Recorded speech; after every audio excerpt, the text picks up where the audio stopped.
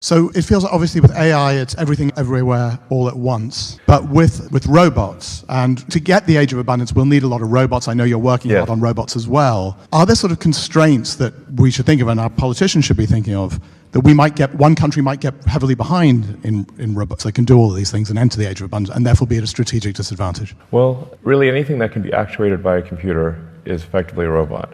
So you can think of, frankly, Tesla cars are robots on wheels. Anything that's connected to the internet is effectively an endpoint actuator for artificial intelligence. You've got Boston Dynamics. Obviously, they've been making impressive robots for a while. I think they're, at this point, mostly owned by Hyundai, so I guess Hyundai is probably going to make robots that are humanoid and some rather interesting shapes that I wasn't anticipating, like the one that looks like has wheels and looks sort of like a kangaroo on wheels. I'm not sure what that is, but looks a little demented, frankly. But there's going to be all sorts of robots. You've got the company Dyson, in which I think there's some pretty impressive things. And I think the UK will not be behind, actually, on that front. The UK also has ARM, which is really the best, one of the best, perhaps the best, in chip design in the world. Tesla uses a lot of ARM technology.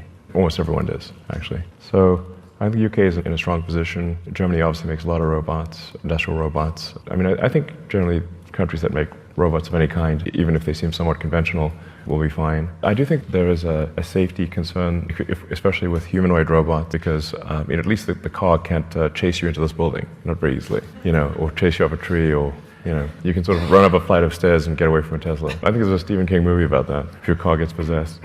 But if you have a humanoid robot, it can basically chase you anywhere. So I think we should have some kind of hardwired local cutoff that you can't update from the internet. So anything that can be software updated from the internet obviously can be overridden. But if you have a local sort of off switch where you perhaps say a keyword or something, and then that puts the robot into a safe state, some kind of localized safe state ability, an off switch, where you don't have to get too close to the robot. I don't know. So we've got millions of these things going all over the place. You're not selling it, just, like... No, I know. I'm saying this is something we should be quite concerned about, because if the robot can follow you anywhere, then, what if they just one day get a software update and they're not so friendly anymore? We've got a James Cameron movie on our hands.